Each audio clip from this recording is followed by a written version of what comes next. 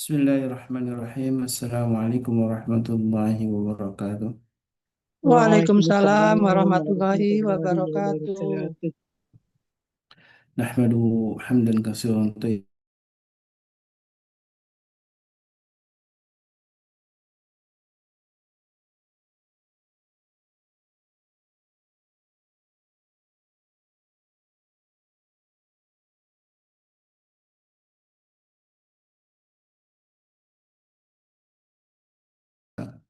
wa maulana wa qudwatina wa imamina Muhammad wa ala alihi wa sahbihi wa man tabahum bi ihsanin ila yaumiddin amma ba'du.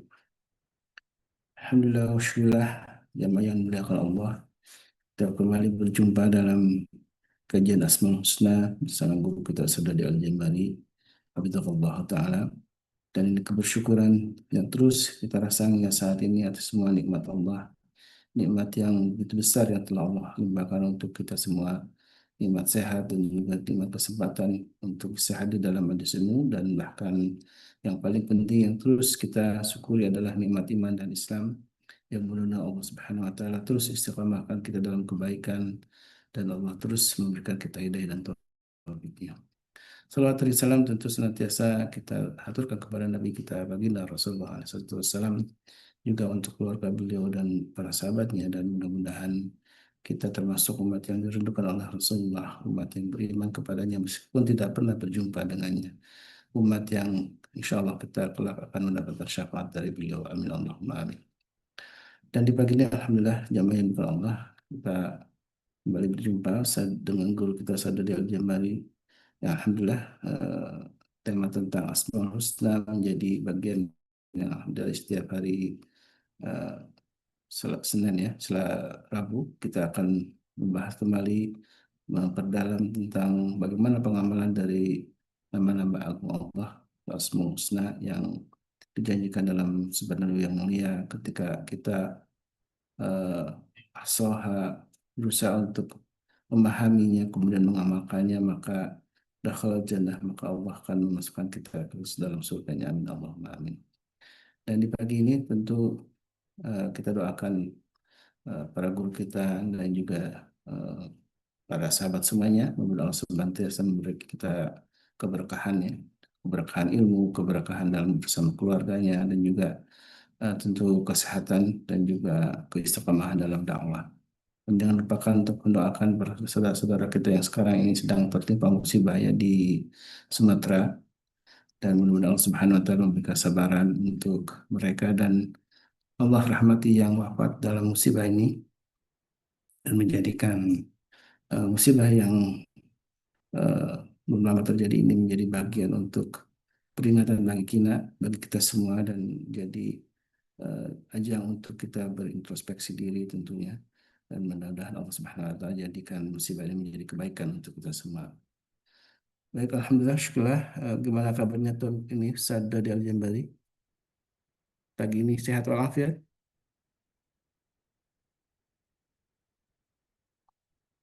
Masih ini Ustaz? Waalaikumsalam warahmatullahi wabarakatuh. Sehat, Zan? Alhamdulillah, bidoaikum insyaallah, tabarakallah, alhamdulillah. Gimana perjalanan selama seharian Ustaz ya ke daerah daerah Sentul Ustaz ya? Dari Sentul, Masya Allah. Kemarin nemenin ibu-ibu dari Al-Hujjah. Ada 600 orang. Eh, apa namanya? 3 kajian kita. Kajian sarapan, kajian makan siang, dan kajian ngopi sore. Masya Allah. Jadi berkunjung ke pesantren Ke Ustaz pesantren Ustaz Subhan Bawazir. Bawazir. Apa Mbak saja mungkin bisa dibagi nih sebelum masuk ke kajian nih, Wah, Masya perjalanan apa Allah. yang menarik? Masya Allah, Masya Allah. Luar biasa. Beliau Hafizahullah Ta'ala menyampaikan bahwa eh, penting bagi kita melakukan perbuatan baik sekecil apapun, dan penting buat kita menghindari hal yang tidak penting sekecil apapun. Jadi nggak ada yang remeh di hidup kita ini. Ketika kita bicara tentang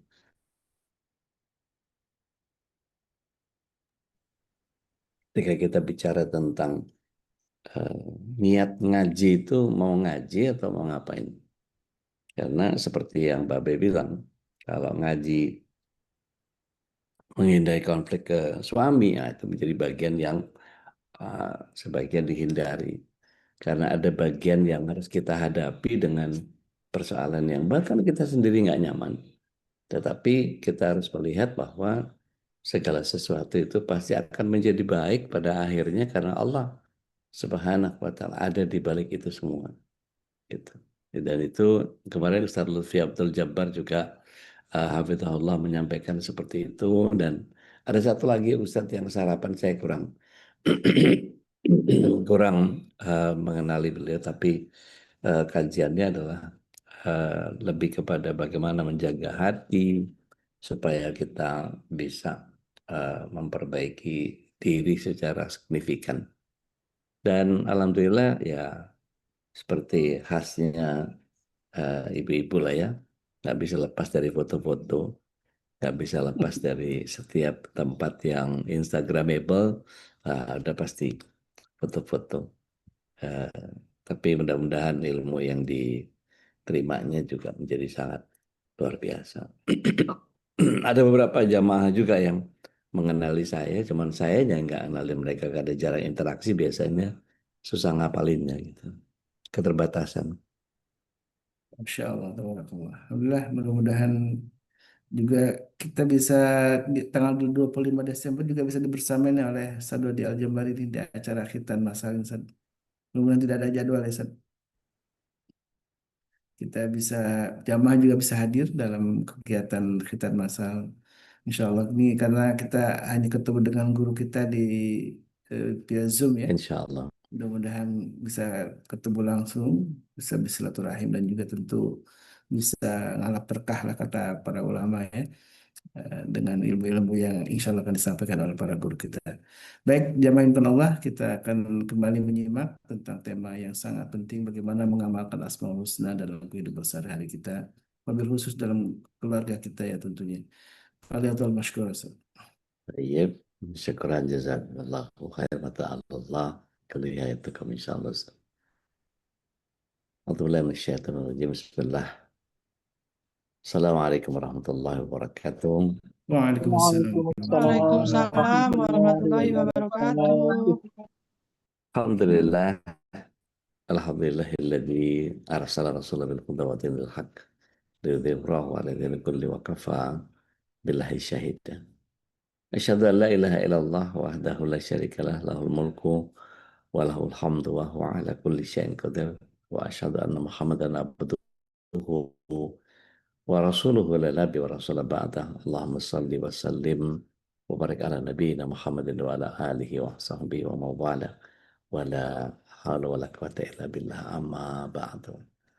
Bapak Ibu yang dimuliakan Allah Subhanahu wa taala,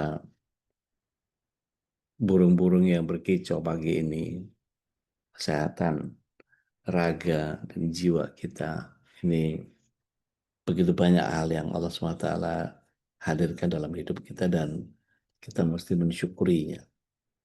Salawat serta salam semoga senantiasa tercurah kehadirat Rasulullah SAW, berikut para keluarga, sahabat, dan para pecinta risalah dan syariat beliau hingga akhir zaman. Dan mudah-mudahan kita yang hadir pada kesempatan pagi hari ini atau yang menyimak kajian rekaman kita bisa menjadi bagian dari golongan orang-orang yang mendapatkan syafaat beliau kelak di akhirat. Amin.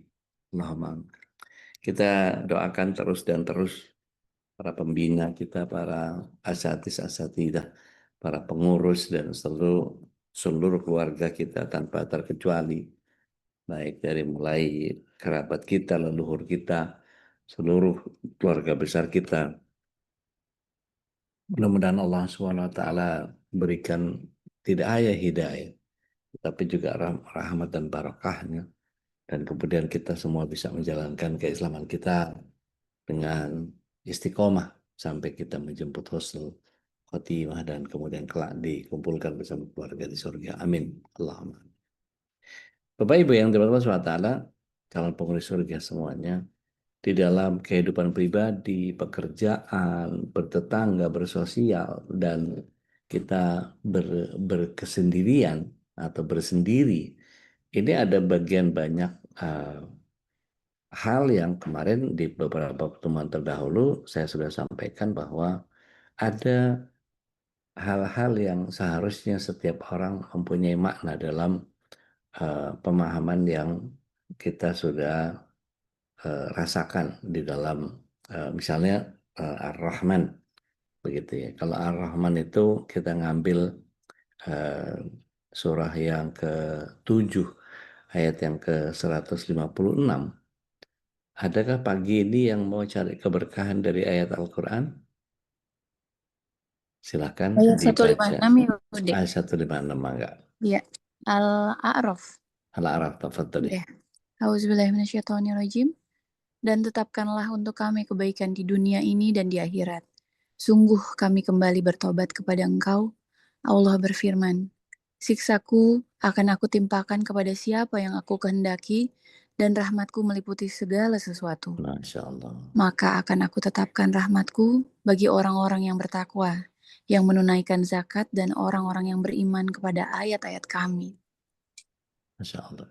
Jadi saya ingin menekankan bagian yang sepotong sedikit yang Allah mengatakan bahwa a'udzubillahi minasyaitonirrajim wa rahmati wasi'at kulli syai'in atau kulli syai'in. Jadi rahmatku meliputi segala sesuatu. Artinya kalau kemudian Allah SWT punya rahmat sebegitu luas, Ibnu Katsir rahimahullah ta'ala menyatakan bahwa Ar-Rahman ini kasih sayang umum. Yang Allah bagi seluruh ciptaannya, baik yang beriman maupun yang kafir, maka setiap kita punya kemampuan seharusnya untuk kemudian menghadirkan kasih sayang. Kelembutan kepada diri, tidak mudah putus asa, memimpin dengan empati, bukan dengan ketakutan dalam pekerjaan misalnya. Atau ketika kita bertetangga mudah memaafkan kesalahan-kesalahan kecil. Dan mengutamakan kasih dibandingkan kekerasan. Karena ayat itu tadi ya, luar biasa. Dan di dalam kesendirian kita menyadari betul betapa besar cinta Allah Subhanahu wa taala kepada hamba. Dan Rasulullah SAW juga menyatakan bahwa tidaklah kasih sayang dicabut kecuali dari hati orang yang celaka. Kebayang nggak bahwa kasih sayang dicabut dari orang yang celaka, hatinya celaka, masya Allah. Waliyadzubillah. Maka beliau Rasulullah SAW selalu memaafkan bahkan orang yang menyakitinya beliau. Mari kita lihat dalam penjelasan sebelumnya saya sudah membahas tentang Ar-Rahim. Nah, Ar-Rahim ini khusus untuk orang-orang yang beriman. Artinya kalau kita lihat surah Al-Ahzab. Surah Al-Ahzab itu surat yang ke-33, ayatnya yang ke-43. Ada yang berkenan? Silakan.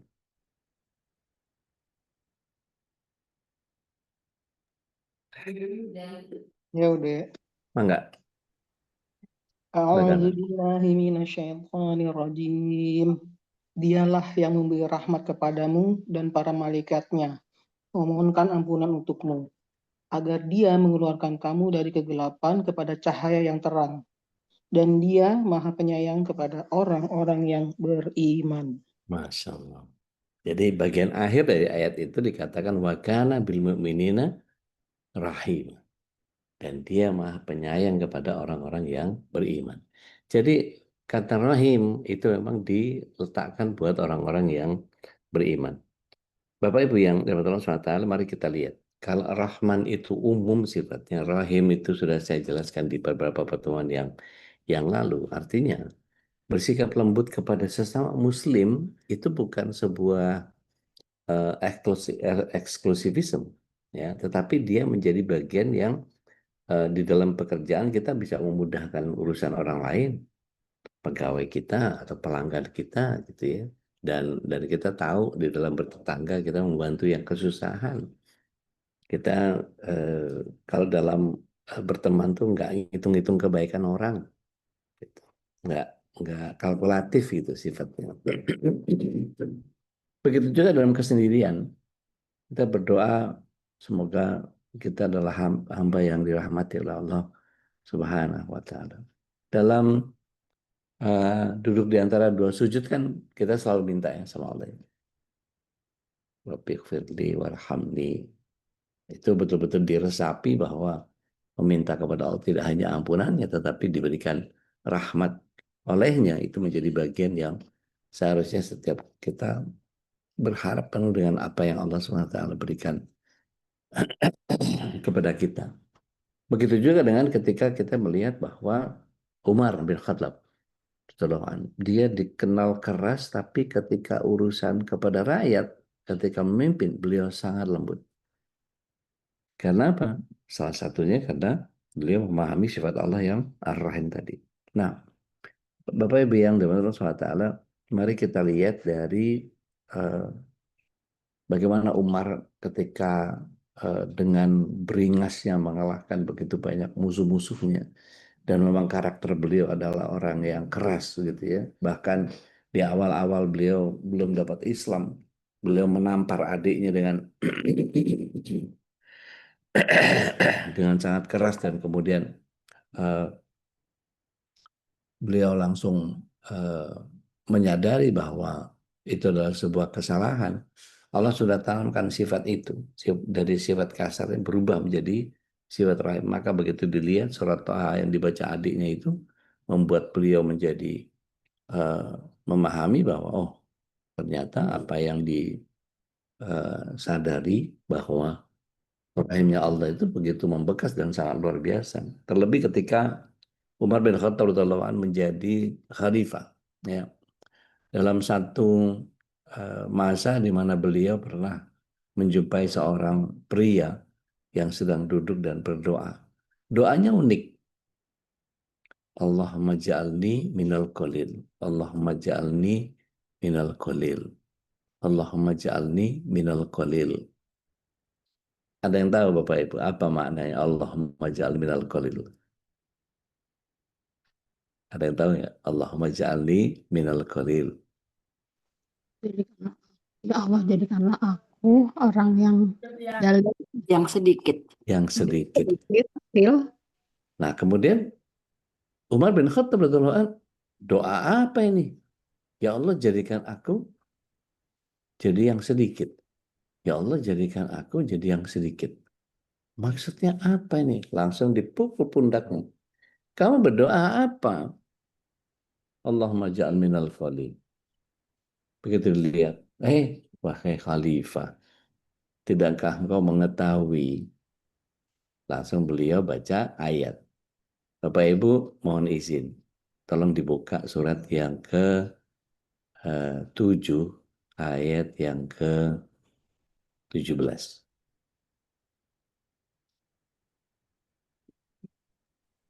Ya udah, Enggak, silakan. saya lagi nggak apa-apa. Enggak apa-apa. A'udzu billahi minasyaitonir rajim. Surat Al-A'raf ayat 17.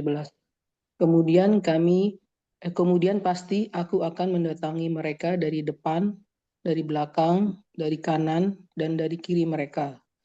Dan engkau tidak akan mendapati kebanyakan mereka bersyukur. Ya.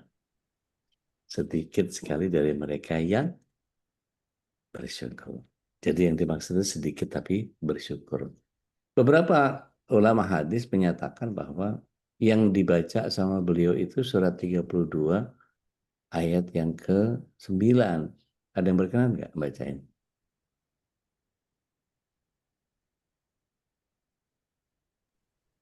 Boleh, Ude. Mangga, silakan. Auzubillahiminasyaitonirrajim. As-Sajdah ayat 9. Kemudian dia menyempurnakannya dan meniupkan roh ciptaannya ke dalam tubuhnya, dan dia menjadikan pendengaran, penglihatan, dan hati bagimu. Tetapi sedikit sekali kamu bersyukur. Nah, sedikit sekali yang bersyukur. Syukur. Bapak Ibu izin kita buka surat yang ke-67 ayat yang ke-23.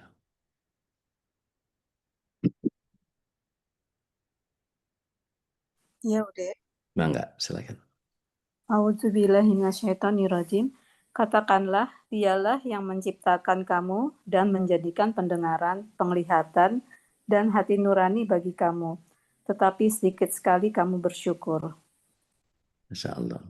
Jadi qalilan ma tashkurun, qalilan ma tashkurun, qalilan ma tashkurun itu di beberapa ayat tadi.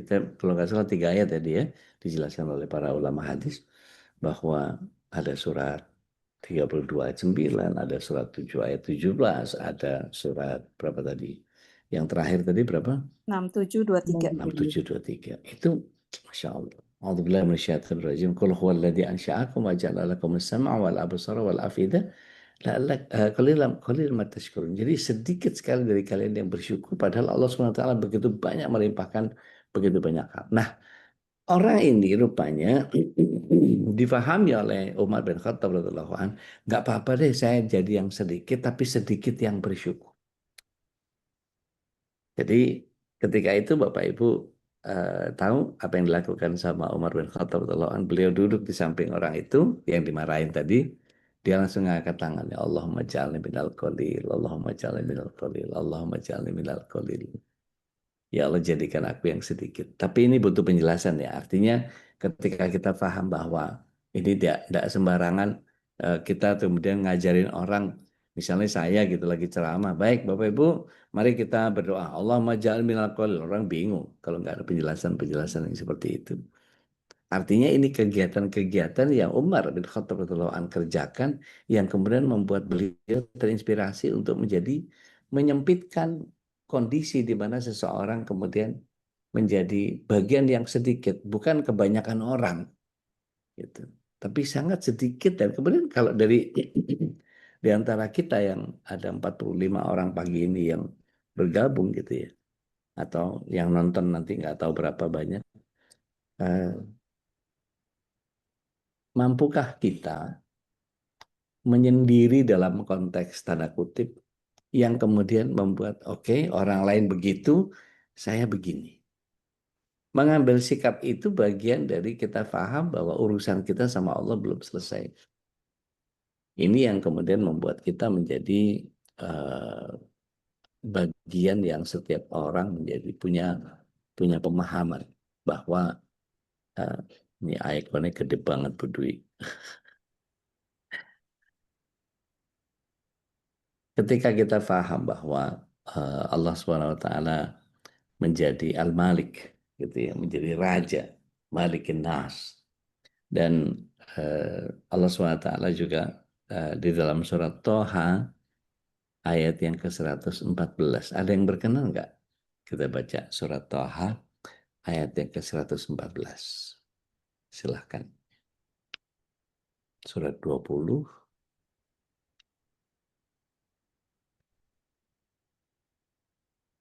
Iya, Ude. Mangga, silahkan. A'udzubillahi minasyaitonirrajim. Maka Maha Tinggi Allah, Raja yang sebenar-benarnya. Dan janganlah engkau Muhammad tergesa-gesa membaca Al-Quran sebelum selesai diwahyukan kepadamu. Dan katakanlah, ya Tuhanku, tambahkanlah ilmu kepadaku. Jadi Kak Vivi barusan membaca bahwa ada bagian yang Maha Tinggi Allah, Raja yang sebenar-benarnya. Dan jangan engkau Muhammad tergesa-gesa membaca Al-Quran sebelum selesai diwahyukan kepadamu. Dan katakanlah ya Tuhanku tambahkan ilmu kepadaku. Rabbi zidni ilman. Yang seringkali digunakan oleh begitu banyak nabi. Mereka tidak pernah minta kekayaan, tetapi minta tambahan ilmu. Mereka selalu qanaah di dalam menghadapi apapun persoalan hidup. Jadi dikasih istri yang begitu, oke, saya terima. Dikasih anak yang begitu diwafatkan anaknya, oke, saya terima. Dikasih kondisi yang sangat tidak nyaman, tetapi beliau itu adalah orang-orang yang qanaah. Tetapi mereka tidak qanaah dalam satu hal, ilmu. Mereka rakus terhadap ilmu. Mereka berusaha untuk mendapatkan begitu banyak ilmu supaya begini, ketika orang memahami dengan ilmu, itu semuanya menjadi ringan. Misalnya gini, ada orang yang sudah punya ilmu bahasa Arab, gitu ya. Ketika mendengarkan Al-Quran, kok dia bisa meneteskan air mata ya? Ketika ada orang membaca Al-Quran, ada orang yang begitu terseduh-seduh membaca ayat itu. padahal dia tahu artinya nggak buat nangis. Ternyata ada kisah di balik asbabun nuzul itu yang kemudian menyatakan bahwa Allah SWT ketika menurunkan itu, Rasul SAW menyatakan bahwa orang yang tidak menangis membaca ini maka hatinya terbuat dari batu. Nah, kita buat yang nggak punya ilmunya lempeng-lempeng aja membaca itu sambil senyum-senyum misalnya gitu. Ada begitu banyak orang yang nggak membaca kaidah-kaidah di dalam pembahasan ayat-ayat Al-Quran ataupun hadis, sehingga dia tidak memahami secara utuh apa yang dimaksudkan, maka ya apa istilahnya, ampang saja, hambar saja, nggak ada rasa. Apa kalau bikin makanan tuh anyep gitu, kurang kurang lada, kurang garam, nggak ada manisnya, nggak ada nggak ada rasa gitu, hambar. Jadi ya udah dibaca, dapat pahala, dapat itu. Ya sama kayak minum kuah sop tadi, kenyang, tapi nggak ada kenikmatan di dalamnya. Nah, ini menjadi bagian yang kemudian setiap kita diminta oleh Allah Tabaraka wa Ta'ala ketika Al-Malik itu adalah pemilik hakiki. Ibnu Qayyim Al-Jauzi menyatakan bahwa selainnya hanyalah pemilik nisbi dan sementara.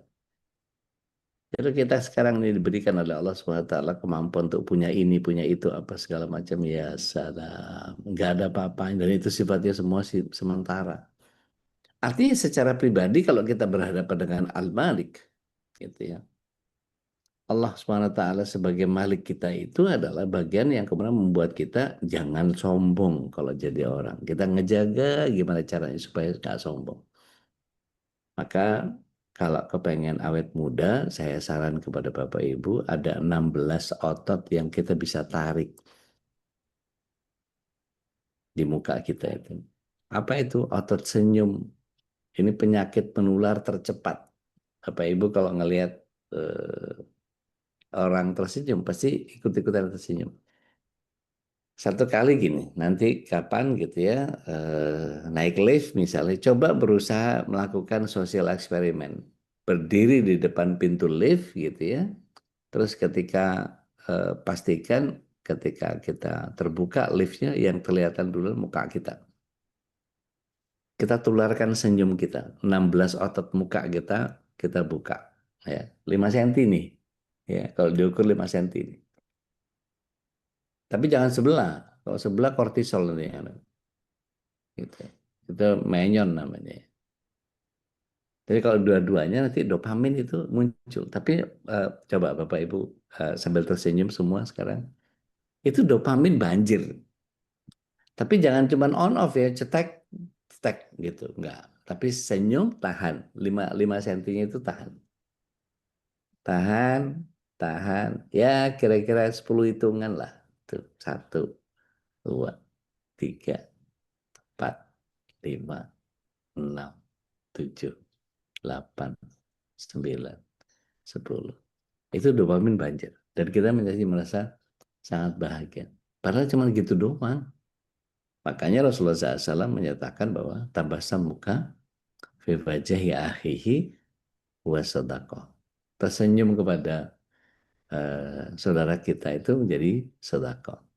Nah, Bapak Ibu yang dirahmati Allah SWT, kalau kemudian kita merujuk kepada penyakit menular yang kedua, kita coba kerahkan 32 otot muka kita. Dan kalau Bapak Ibu terlalu sering melakukan ini, yaitu cemberut, maka orang akan melihat kita juga ikut-ikutan cemberut. Eksperimennya tadi, waktu naik, buka lift kita tersenyum, sekarang kita turunin jadi 32 otot muka yang kita stimulir. Kita cemberut, ngelihat orang tuh cemberut. Wah, itu capek banget. Capek banget. Perasaan kita nggak nyaman, udah gitu yang muncul kortisol lagi hormonnya. Masya Allah, itu melelahkan sekali.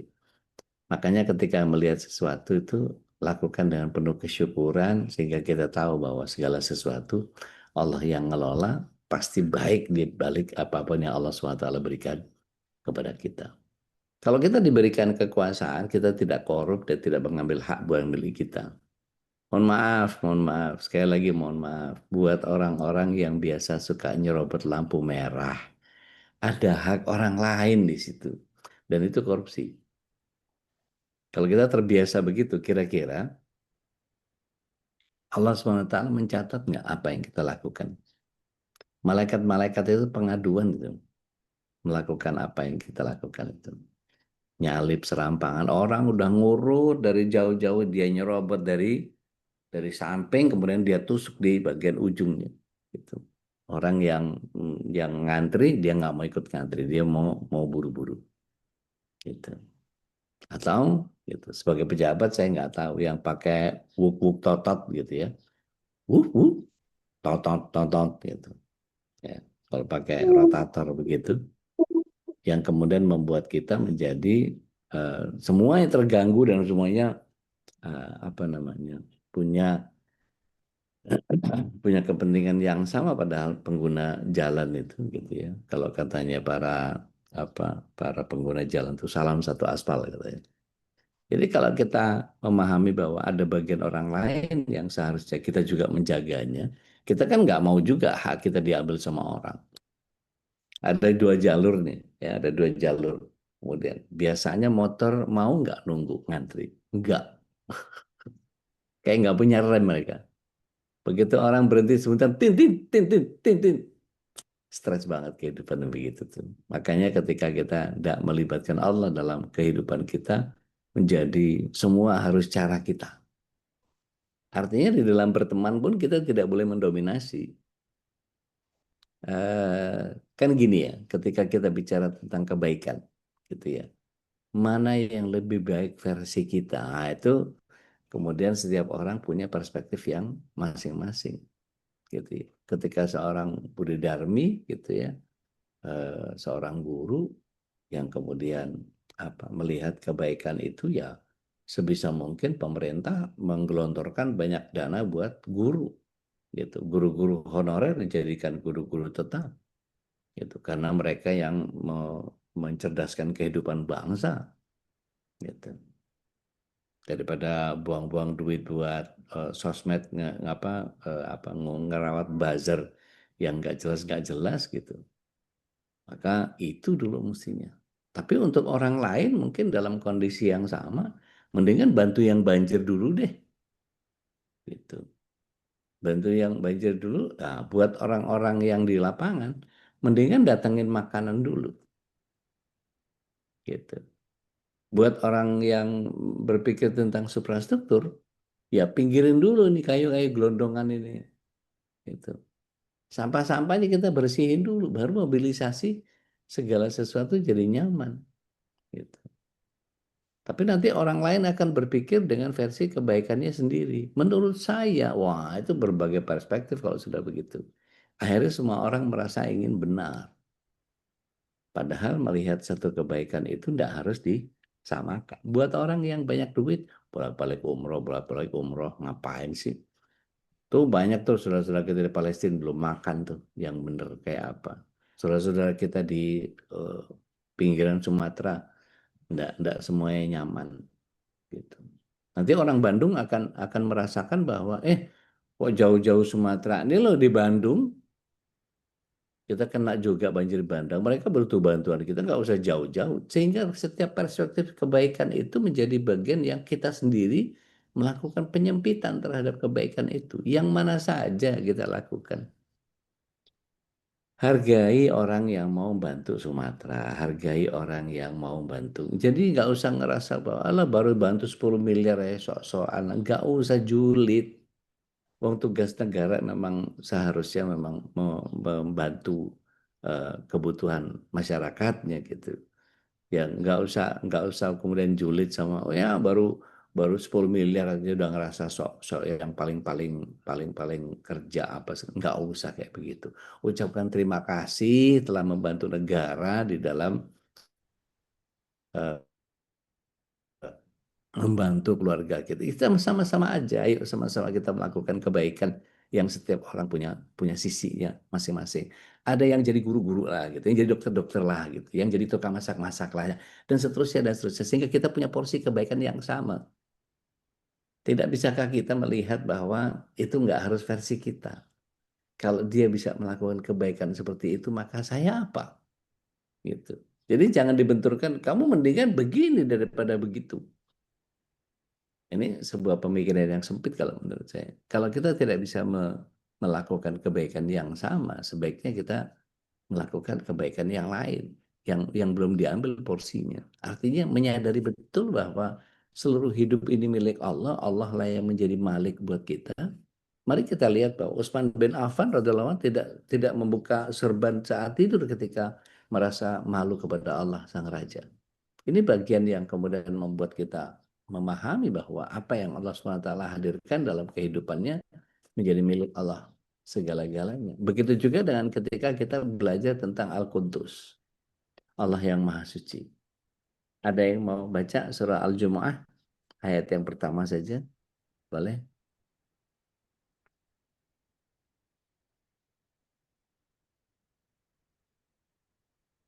Surah Al-Jumu'ah ayat yang pertama.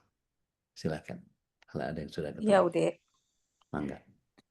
Apa yang ada di Auzubillahiminasyaitonirrajim, apa yang ada di langit dan apa yang ada di bumi senantiasa bertasbih kepada Allah, Maha Raja yang Maha Suci, yang Maha Perkasa, Maha Bijaksana. Insya Allah. Maha Raja, Maha Suci, yang disebut dengan Maha Raja, Maha Suci. Jadi ketika Allah SWT Maha Suci, apa yang harus kita perhatikan dari surah Al-Jumu'ah tadi itu? Sebagai pribadi kita membersihkan hati. Dari apa? Dari dengki, dari iri, dari hasad, dari kotoran-kotoran maksiat. Yang kira-kira kalau kita terlalu kita, maksudnya kayak tadi versinya kita gitu. Kalau menurut saya mendingan kebaikan itu adalah bla bla bla bla bla bla. Gitu ya. Menurut saya daripada uangnya dipakai buat itu mendingan buat ini. Seolah-olah dia dinafikan kebaikan orang yang melakukan itu dan kemudian versinya dialah yang terbaik. Setiap orang begitu kan? Gitu kan ya. Ini kalau kita sharing gitu ya. Oke, silakan kita berpendapat tentang itu. Oh, menurut saya sebaiknya ini, menurut saya sebaiknya ini. Nggak ada yang benar orang. Tapi kalau kemudian kita mulai dengan alhamdulillah mereka sudah melakukan kebaikan itu, maka saya akan mencoba di kebaikan yang lain. Jadi artinya secara pekerjaan pun integritasnya jadi tinggi dan dia tidak akan mau yang haram. Artinya nyerobot lampu merah, oh nggak bakal saya. Karena apa? Ada hak orang yang harus saya hargai. Gitu. Dalam bertetangga, kita menjaga kebersihan lingkungan kita. Setidaknya di sekitar kita. Kalau kita bisa perluas, tetangga kita mungkin ada rumput yang beliau sudah sepuh gitu, nggak bisa dibersihin. Kita tinggal kasih tahu, yang izin ya, saya bersihin rumputnya ya, biar agak rapi, biar nggak jorok. Pasti terima kasih banget itu. Artinya kalau kemudian kita, duh, saya ini nggak pernah bisa gardening, Ustaz, boyokku pedot, misalnya gitu. Pinggang saya udah payah kalau duduk lama-lama. Nggak apa-apa. Kita panggil petugas kebersihan, kita kasih upah dia 20.000 atau berapa. Bang, tolong bang, bagian ini sama bagian itu tuh tolong dibersihin. Kami udah sepuh-sepuh, udah susah nih, mau ngapain-ngapain, mau ini, mau itu, mau. Tapi apa tidak, inisiatif untuk membersihkan itu datang dari kita. Meskipun nanti ada orang lain yang kebagian rezeki. Dalam berteman apa? Menjaga lisan dari ghibah. Gitu. Gak usah ngomongin orang. Ada yang berkenan buka surat 50 ayat yang ke 8. 810 ya. 8 kalau Ya nggak salah. udah. Mangga. Auzubillahiminasyaitonirrajim. Untuk menjadi pelajaran dan peringatan bagi setiap hamba yang kembali tunduk kepada Allah. Bukan rupanya. Bukan ya? Sebentar. Surah Qaf. Allahumma sholli ala Muhammad. Saya itu kalau lupa kadang-kadang suka nggak ingat itu. Mau deh. Sebentar. Surah Qaf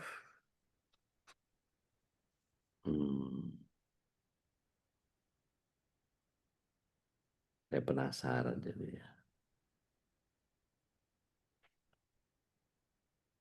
Tentang apa, Udi? Malaikat mencatat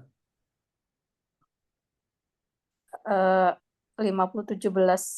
50:17, Masya Allah. Tuh, 17-18 itu ya. Ya.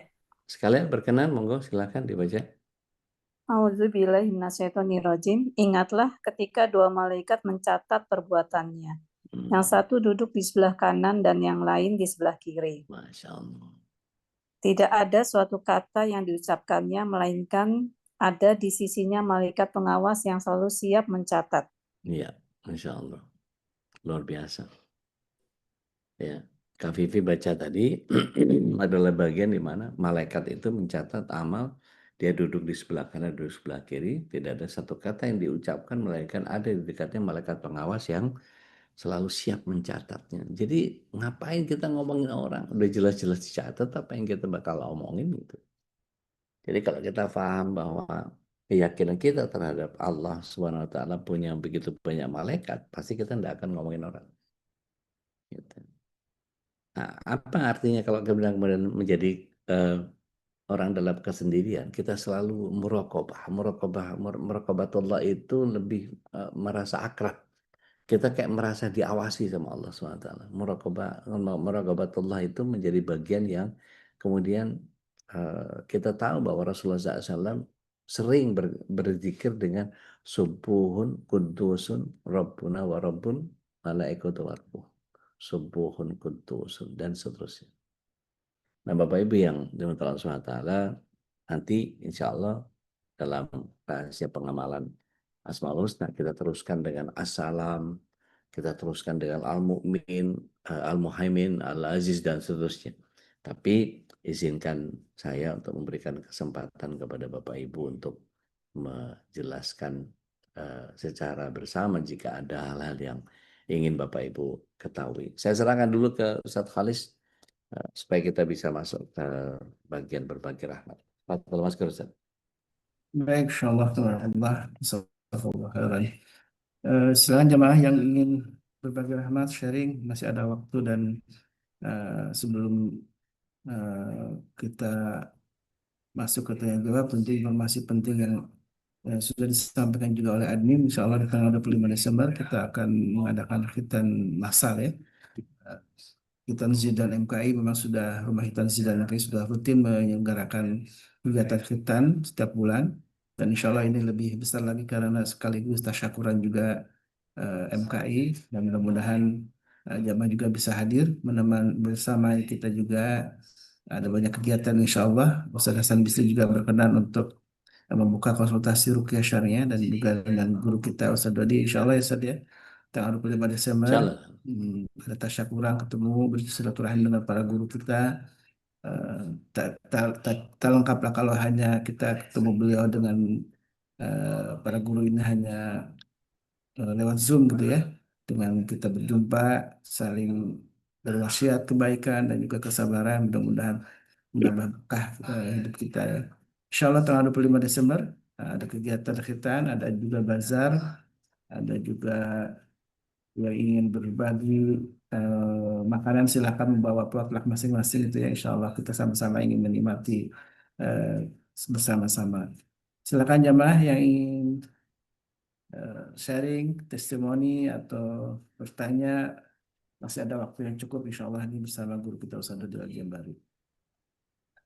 Dan pengamalan ini memang tadi ya, karena hidup kita itu dicatat oleh para malaikat, tapi seringkali kita ini lalai saja. Walaupun tahu ya secara keilmuan itu tahu nih ada malaikat samping kanan kiri kita ya Rasul tadi Raqibun Atid gitu kan jelas tapi ya seringkali lupa nih Ustaz. Tiba-tiba ya kita hilap dan melakukan banyak amal yang menyalahi sunnah gitu kan ya dan seolah-olah bebas dari pencatatan ini menjadi orang yang terus ingat bahwa kita termasuk orang-orang yang dicatat ini gimana Ustaz? Apa mungkin ada tips yang bisa kita amalkan? Baik. Kalau antum ngomong begitu tuh antum ngomongin anak sebetulnya. Ada satu poster ini self reminder, bunyinya mengetahui sesuatu itu haram tapi masih juga melanggar. Kita tahu itu haram, tapi kenapa kita masih melakukannya, itu tandanya ilmu kita baru sampai di kepala, baru jadi pengetahuan, belum sampai masuk ke hati. Jadi masih belum jadi ilmu, baru sampai sekedar pengetahuan saja. Artinya bagaimana caranya kita masuk ke dalam sebuah ilmu, maka keimanan itu basicnya cuma 3. Dilisankan, digenapkan dalam hati, diamalkan dalam perbuatan. Jadi kalau kita tidak ngamalin apa yang kita pahami, ya berarti apa namanya? Kita bukan termasuk orang yang beriman, atau kita selalu excuse dengan model iman itu kan naik turun, Ustaz. Kata Rasul SAW juga begitu kan, iman itu naik turun. Kadang lagi kenceng lah kenceng gitu. Dan Rasulullah SAW juga menyatakan al-iman yazid wa yanqus. Yazidul iman bit ta'ah wa yanqusul iman bil maksiyah. Jadi ketika kita memahami bahwa ada begitu banyak pola yang seharusnya kita mampu hadirkan, ya balik lagi. Keimanan kita sudah setebal apa, sudah sekuat apa. Satuan iman itu yang kita miliki apa? Ketebalan atau kekuatan. Nah, itu kan jadi dimensinya dimensi masing-masing itu, Ustaz. Jadi kalau kita lihat kuat atau tebal, nah kan gitu tuh. Sifatnya iman itu kalau kemudian jadi sebuah perlakuan, jadi sebuah apa namanya amalan kita, itu harus manfaatnya luas atau banyak. Nah, ada yang memperbanyak amal atau memperbaiki amal. Kalau kita lihat satu-satu versi kebaikan yang versinya kita, menurut saya, nah itu sudah susah. Kalau sudah menurut saya sudah egois. Kalau menurut saya sudah egois. Artinya gini, tanpa mengedepankan harapan-harapan kita tentang segala sesuatu, itu menjadi bagian yang kita sudah terbiasa dengan apa yang kita kerjakan, sehingga sulit untuk menerima kebiasaan orang lain. Misalnya, gitu, kopi itu kalau antum biasanya kopi aja, khalas begah wabas gitu, kopi aja gitu. Tapi ada orang yang menyarankan pakai kayu manis, ada yang menyarankan pakai jahe, ada yang bilang pakai cengkeh, ada yang bilang pakai kapulaga, ada yang bilang pakai madu, ada yang macam-macam tuh. Akhirnya setiap orang punya pendapat yang beragam. Kenapa nggak kita ambil? Oke, hari Senin saya akan pakai kayu manis, hari Selasa saya pakai jahe, hari Rabu saya pakai cengkeh, dan seterusnya dan seterusnya. Kenapa nggak bisa kita terima dengan egaliter seperti itu? Itu kan jadi bagian yang seringkali kita narik ke diri kita sendiri, sehingga betapa egoisnya kita kalau kemudian kita nggak punya tempat untuk altruism, mendahulukan orang lain di pemikiran kita. Padahal para sahabat dulu selalu mendahulukan orang lain dalam konsep ithar kan. Ithar itu kan sampai mati loh itu urusannya. Itu. Ada satu kirba air yang tinggal sedikit, ada 7 orang yang semua kehausan. Ana sama Babi pernah ngobrol soal itu. Itu kehausan, air. Sampai orang yang pertama nggak sempat minum karena udah keliling duluan, dan terakhir dia yang mendapatkan. Itu kan luar biasa. Mendahulukan orang lain itu adabnya begitu dahsyat banget gitu. Kalau buat saya sih, berpikir tentang orang lain itu menjadi bagian yang butuh kecerdasan emosional. Artinya gini, Anda kan basicnya broadcaster, Ustaz, memang penyiar. Itu kalau disuruh nge-MC tandem, wah itu tingkat kesulitan paling tinggi. Kenapa? Ketika tandem itu kan harus mengetahui kapan dia mulai bicara supaya nggak tabrakan suaranya. Satu ngomong juga. Itu nggak jelas yang mana yang mau didengar. Nah, tektokan itu kalau nggak punya chemistry untuk sekarang aku ngomong ya, itu kan nggak perlu kode-kodean. Oke, silahkan, kan nggak gitu. Kalau nge-MC ya udah nyeplos aja gitu. Nah, itu bagian yang kadang-kadang sama seperti ketika kita ngobrol gitu. Kita ngobrol. Ada nggak orang-orang yang suka mendominasi obrolan di kita? Ada nggak orang yang kemudian ketika ngobrol, oke oke oke, gue tahu poin lo apa? Sombong banget. Buat saya ya, buat saya ngapain sih gitu? Dengerin dulu mestinya. Dengerin dulu dengan empati, udah clear, udah oke, dijelasin. Kan gitu lebih enak. Gitu. Jadi punya kearifan yang sebetulnya kita sendiri sedang memberikan hak kita kepada orang lain dan kita memberikan hak orang lain kepada kita. Terlalu sulit difahami atau enggak? Saya enggak paham. Gimana? Monggo, silakan. Silakan jemaah yang ingin sharing. Dan memang diawali suka dengan pemaksaan dulu saja. Kan ada fase katanya 40 hari ketika kebiasaan baik itu dilakukan maka akan dengan sendirinya akan jadi enteng gitu. Itu apakah memang teori 40 hari itu ada riwayatnya atau apa? Ustaz? Saya- Rasulullah Sallallahu Alaihi Wasallam itu bicara tentang arba'in, arba'ina yauman, 40 hari amalan. Maka orang yang mengerjakan amalan 40 hari itu, dia nggak akan jadi orang fasik kalau dia selalu berusaha untuk sholat tepat waktu 40 hari. Maka kemudian, mohon izin ini, beberapa travel kemudian sok-sokan bikin arba'in, program arba'in di haji. Yang sebetulnya arba'innya arba'ina yauman, bukan arba'in sa'ah. Gitu. Jadi balik lagi kalau orang punya ilmu itu ngatasin begitu tuh jadi paham. Jadi arba'ina yauman itu 40 hari. Jadi subuhnya, duhurnya, asarnya, maghribnya, isyanya itu ya 40 hari. Berarti kalau kalau 40 kali 5 berarti apa? 40 kali 5 waktu berarti berapa berapa waktu sholat itu? 200 kan? Kira-kira orang 200 kali sholat di tepat waktu atau di awal waktu berjamaah itu akan menjadi mielin nggak? Ototnya menjadi terlatih? Iya, bisa dipastikan sangat terlatih. Nah, maka kemudian orang-orang travel yang dalam tanda kutip nyari murah di Madinah gitu. Kita 9 hari di Madinah, kita arba'in. Wah, arba'in itu maksudnya 40 waktu. Jadi hitung Senin hitung 9 hari itu dapat 40 waktu sholat. Padahal bukan itu. Akhirnya ada orang yang kemudian tahunya arba'in enggak, arba'in enggak. Padahal maksudnya arba'innya bukan arba'in sah, arba'in yaum. Nah, itu yang begitu-begitu menjadi bagian yang mielin itu memang bisa terbentuk dengan 40 hari kebiasaan.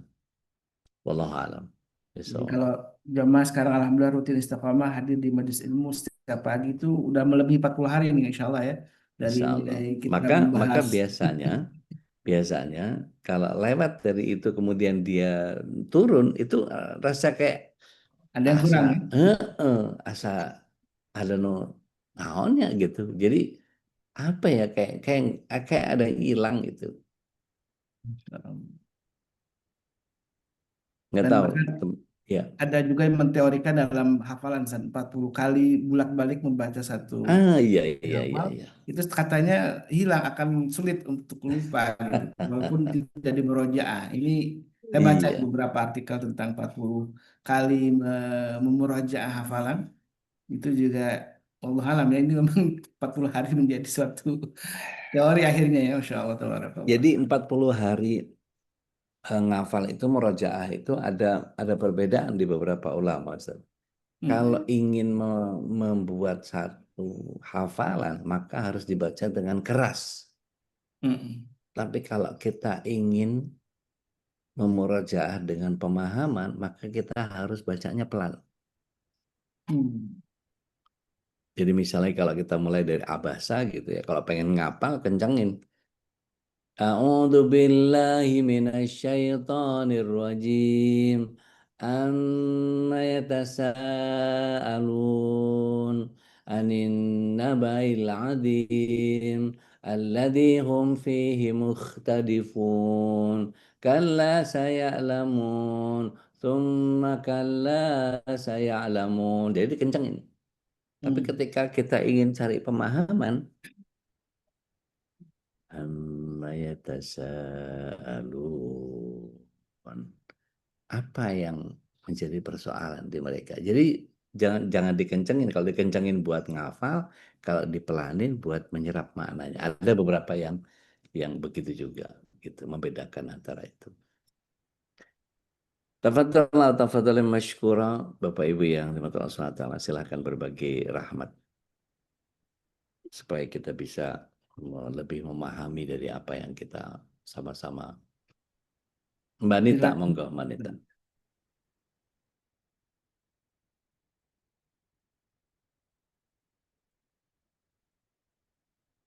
Silakan Mbak Nita. Assalamualaikum warahmatullahi Waalaikumsalam wabarakatuh. warahmatullahi wabarakatuh. Hmm. Itu kucing yang hitam itu siapa namanya, Mbak? Namanya Michelle. Masya Allah, cantik banget.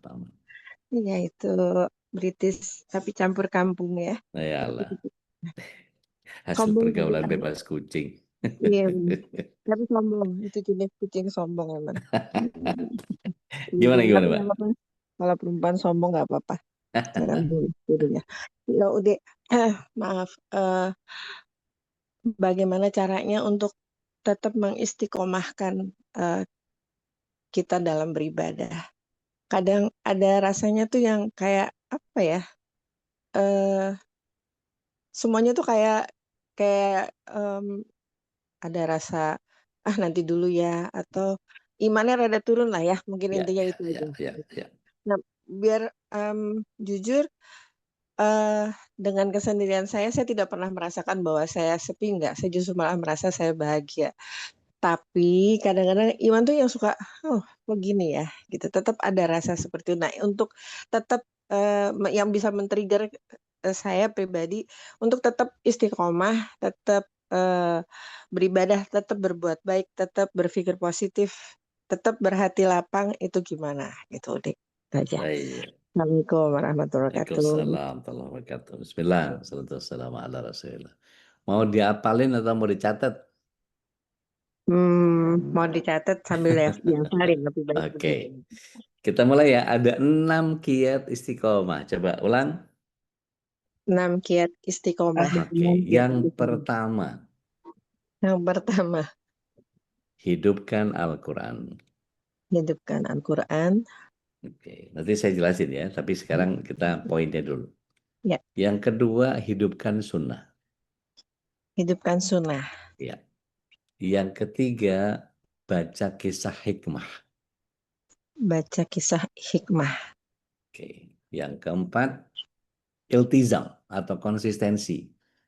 Ngotot, ngeyel, apa namanya? Iltizam. Iltizam itu menguatkan azam. Ya, yang keempat. Apa? Iltizam. Iltizam. Ya, iltizam atau menguatkan azam. Pokoknya ngotot, apa, konsisten ya kalau bahasa kita ya. Konsistensi. Gitu. Yang kelima, berdoa. Berdoa. Meminta. Yang keenam adalah ganti circle. Ganti circle. Coba sebutin dulu, baru kita bahas. Yang pertama, hidupkan Al-Quran. Al-Quran. Oke, yang kedua? Yang kedua, skip Ude. Oke, yang kedua, hidupkan sunnah. Hidupkan sunnah. Hidupkan sunnah. Yang ketiga? Yang ketiga, skip baca kisah hikmah. Baca kisah hikmah. Yang keempat, konsistensi. Yang kelima, berdoa. Minta doa. Yang keenam, ganti circle. Minta doa atau berdoa nih, Ude? Iya, berdoa sama, minta doa. Ganti doa circle. Meminta. Doa meminta atau minta kepada Allah. Baik. Kita perhatikan satu-satu ya. Ya. Dalam menghidupkan Al-Quran, bukan dirobek Al-Qurannya, dibakar, abunya dimasukin gelas terus diminum. Bukan. Itu perdukunan itu. Menghidupkan Al-Quran itu adalah kita tidak hanya membacanya, tetapi meresapi maknanya, tanyakan kepada orang-orang yang saleh, yang paham tentang apa maknanya ini.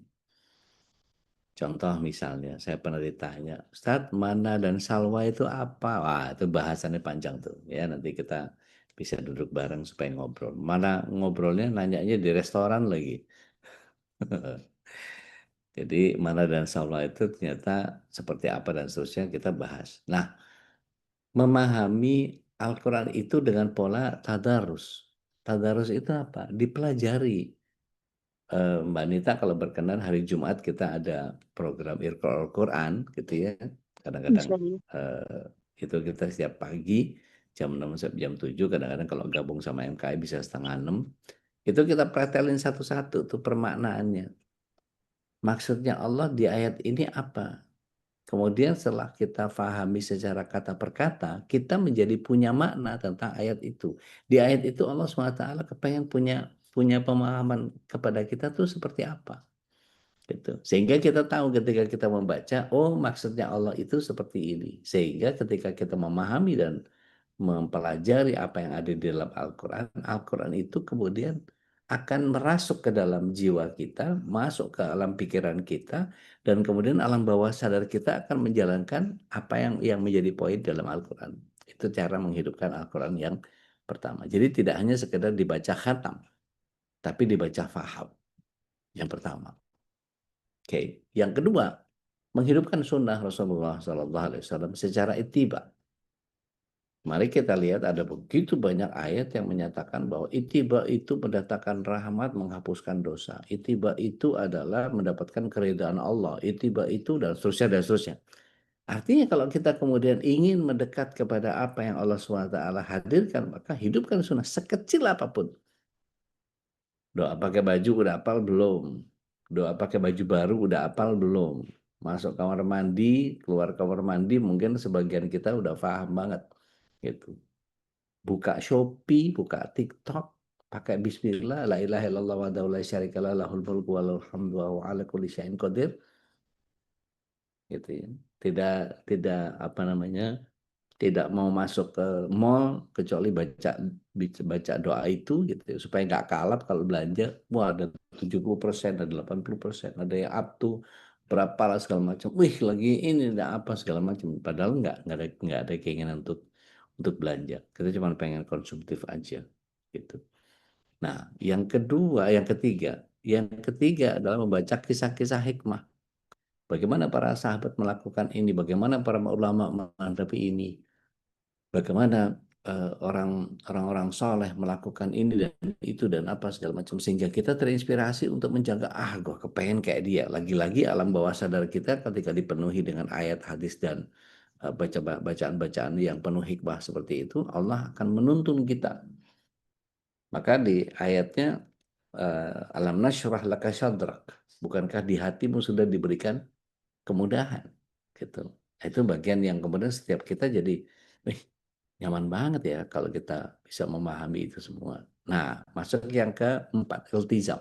Semalas apapun, serese apapun keadaannya, selelah apapun kita, apa yang harus kita upayakan? Sholat? Ya udah sholat. Nggak bisa berdiri, duduk. Nggak bisa duduk rebahan. Dah, pokoknya tetap sholat aja. Gitu. Maka kalau kita ngelihat ada anak-anak kita yang sholatnya asal goblek gitu ya, belum tegak berdiri udah ngangkat tangan, udah kayak ogah-ogahan gitu, nggak apa-apa, mending begitu daripada nggak sholat gitu. Nah, itu iltizam itu sampai kayak begitu gitu. Paksain, seneng nggak seneng hatinya datang ke pengajian gitu. Lagi ribet nih apa segala macam, nyalain zoomnya, dengerin, matiin mic-nya, matiin apa namanya, videonya supaya orang nggak tahu kita lagi ngapain gitu.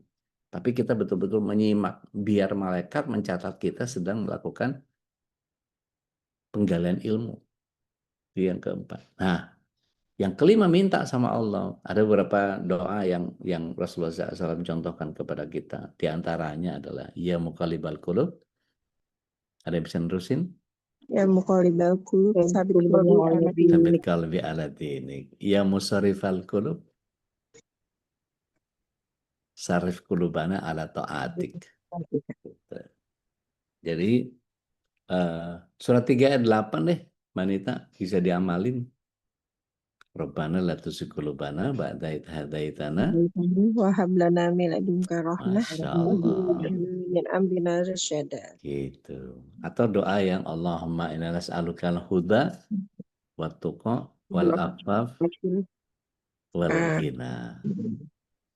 Ada juga doa yang Allahumma inna nas'aluka salamatan fiddin. Nah, itu Ustaz Kholis yang hafal tuh. Wal Allahumma afiatan fil jasad. dan Wa barakatan fil ilmi. Rizki Wa taubatan apalah qoblal semuanya. maut wa Ah, rahmatan terusin. indal maut. Masya Allah. Terus. ba'dal maut wa Nah, maghfiratan ba'dal maut. terus. Ah, Pemakfiratan indal hisab. Apalagi tuh. Itu meskipun bukan hadis nggak apa-apa jadikan doa. Atau kita pakai doanya Imam Hasan Al-Basri. Allahumma anta rabbuna farzuqna istiqomah. Wahai Allah, engkau adalah Rabb kami, anugerahkan kepada kami keistiqomahan. Itu yang kelima. Nah, ganti circle. Yang keenam. Nah, ini agak repot ini. Kita menganggap teman kita kayaknya soleh-soleh, sebetulnya dia hanya sefrekuensi aja sama kita. Artinya gini, bagaimana menentukan teman-teman yang soleh itu? Ketika kita ingat namanya, kita langsung ingat Allah. Itu. Ingat Ustadz Khalis Bakri, ingat pengajian. Udah gitu aja, gampang. Ingat Tuan Guru Usman Fajar, kita paham. Gitu. Ada Budi Darmi, ingat sunatan masal. Aha, aha, gitu ya. Kata Pak Bib gitu. Ingetin dia, ingat terjemahan Al-Quran. Gitu. Ingat Marcelo, ingat poligami gitu. Jadi yang kita tahu bahwa yang kita kepengen apa namanya ketemu sama orang-orang. Nah, saya nggak tahu. Ingat udah apa gitu nggak tahu saya. luar Kocaknya biasa doang ya. begitu. Alhamdulillah. Oh, sunnah. Jadi ketika kita tahu kita berteman sama siapa, maka di daftar nama yang ada di handphone kita tuh siapa yang sering kita berinteraksi dengannya. Maka kata Rasulullah SAW dalam riwayat Al-Baihaqi, show me your friends, I know who you are. Kualitas agama kita itu tergantung sama siapa teman kita. Gitu. Makanya kalau kita punya teman orang-orang soleh itu apa-apa enak. Jadi apa namanya konsultan gitu ya. Dikontak kalau kesulitan-kesulitan. Gitu. Gitu kurang lebih Mbak Nita. Baik, barakallah. Baik, Mudah-mudahan barakallah. mengembalikan tingkat keimanan saya. Kadang-kadang suka gitu deh. Sedih Iya, juga sih kadang. iya. Gue banget itu. Ya, Amin. Mudah-mudahan Allah mudah-mudahan ini bisa memotivasi saya kembali. Assalamualaikum warahmatullahi wabarakatuh. Waalaikumsalam warahmatullahi wabarakatuh. Waalaikumsalam. Jadi itu ya Bapak Ibu, tadi Ustadz Khalis sudah nulisin bahwa hidupkan Al-Quran, hidupkan Sunnah, baca kisah hikmah, iltizam kita, menguatkan semangat untuk konsisten, berdoa, mohon kekuatan dari Allah, yang keenam bergaul dengan orang yang soleh. Ini Tena dia belakang nggak denger ini. Allahu Akbar. Masya Allah. Alhamdulillah. Dan nikmatnya bergaul dengan orang saleh ini memang sudah disebutkan dalam sabda Rasulullah ya, almarhum ala dini khalilih gitu. Itu orang itu tergantung agamanya temennya ini katanya. Jadi kalau kita bergaul sama Ude, insya Allah ini bisa sama-sama frekuensi guru kita juga bisa nyampe. Makanya kalau ulama zaman dulu tuh ngalap berkah itu memang ini Ustaz ya. Itu luar biasa ya. Keberkahan itu bisa dari kita bersilaturahim. Masya Allah. Menatap wajah orang soleh itu aja berkah, Masya Allah ya. Masya Karena Allah. senyumnya itu adalah sedekah gitu kan ya. Dan aneh ngerasain betul Zed, ketika ngajar di beberapa tempat itu yang banyak orang umum gitu. Itu Masya Allah itu namanya ngalap berkah itu luar biasa. Kalah cepat aneh sama jamaah itu Zed. Jadi ada sajian makanan hidangan buat Ustadz gitu ya. Aneh tinggal minum doang Ustadz. Selesai Ustadz. Aneh jadi nggak ikut makan itu. Kalah cepat. Allah. Baik, Ustaz, mungkin sebagai penutup nih kita closing dari mungkin bisa diambil sama Mas Nanda sebagai kutipan yang bisa uh, diedit ya. Apa nih yang menjadi poin penting yang harus kita lakukan saat ini? Tayyib. Bismillah, wassalamu ala rasulillah. seringkali kita naik turun dalam memahami apa yang kita kerjakan dalam kehidupan. Maka ada 6 kiat supaya kita bisa istiqomah. Yang pertama, hidupkan Al-Quran, kita tadarus, kita tadabbur, memaknai isinya, kita tafakur apa yang Allah SWT hadirkan dalam setiap ayatnya. Yang kedua, kita hidupkan sunnah Rasulullah SAW secara ittiba. Apa yang belum kita hafal, kita hafalkan. Apa yang belum kita baca, kita baca. Mungkin ada sebagian kita yang tidak tahu adab memulai masuk ke ranjang, mesti dikebas dulu dan seterusnya. Belum ada pemahaman tentang meninggalkan makanan di meja itu jangan dalam keadaan terbuka, harus tertutup. Meskipun dengan sepotong garpu kita ucapan bismillah, maka jin tidak akan ikut makan bersamanya. Kita tutup buka pintu juga dengan bismillah dan seterusnya. Jadi kita hidupkan sunnah-sunnah Rasulullah SAW yang berakibat akan datang rahmat Allah, akan datang ampunan dosa, dan Allah akan ridho kepada kita. Nah, yang ketiga, baca banyak kisah hikmah. Bagaimana Imam Hasan Al-Basri, bagaimana Imam Sufyan Ats-Tsauri, bagaimana para sahabat, bagaimana para nabi melakukan ini dan itu dan apa segala macam. Kita ambil hikmahnya, karena kata Allah SWT, barang siapa mendapatkan hikmah, dia mendapatkan begitu banyak kebaikan. Yang keempat, kita berusaha untuk iltizam. Kita kokohkan keinginan kita harus dikerjakan meskipun dalam keadaan paling malas, meskipun mungkin tidak dengan hati, nggak fulfill gitu. Mungkin kita mengerjakannya nggak by choice atau berkeinginan atau kepaksa, itu soal lain gitu. Tapi berusaha untuk iltizam itu bagian yang kita harus munculkan. Yang kelima, kita minta sama Allah SWT. Mohon betul sama Allah SWT supaya kita diberikan keistiqomahan. Maka setiap pembukaan saya selalu mohon kepada Allah agar kita bisa diberikan keistiqomahan. Tidak hanya irodahnya, tidak hanya inayahnya, tidak hanya kudrahnya, tidak hanya irodahnya, tetapi kita minta maunahnya kepada kita semua dari Allah Tabaraka wa Ta'ala, agar kita bisa masuk ke dalam konteks orang yang istiqomah. Yang terakhir adalah bagian di mana kita memohon supaya kita diganti dengan circle-circle yang baik. Ada satu bocoran dari versi saya pribadi. Saya setiap kali ketemu sama tempat-tempat mustajab, saya selalu minta sama Allah SWT, ya Allah, pertemukan dengan guru yang menjalankan ilmunya. Karena banyak sekali saya ketemu sama guru-guru yang tidak menjalankan ilmunya. Artinya cuma sekedar berpengetahuan, tapi kemudian tidak mengamalkan ilmunya. Wallahu a'lam. Mudah-mudahan ini jadi inspirasi buat kita semua pagi ini. Hadanallahu wa iyyakum ajma'in. Aku luka oleh hada. Astaghfirullah wa lakum billahi bisabil haq. Akhir da'wana alhamdulillahi rabbil alamin. Baik, alhamdulillah, syukurlah, jazakallah khairan. Mari kita tutup di sini dengan doa kafaratul majlis. Astaghfiruka wa atubu ilaik.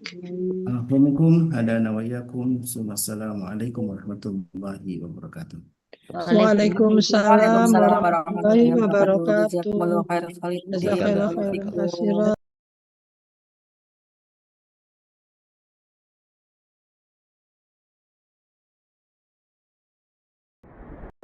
اللهم ارحمنا بالقرآن واجعله لنا إماما ونورا ورحمة.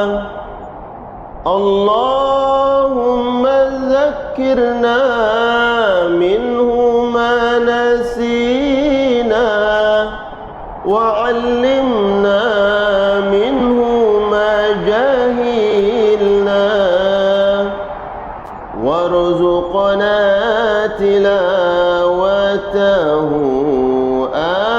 آناء الليل وأطراف النهار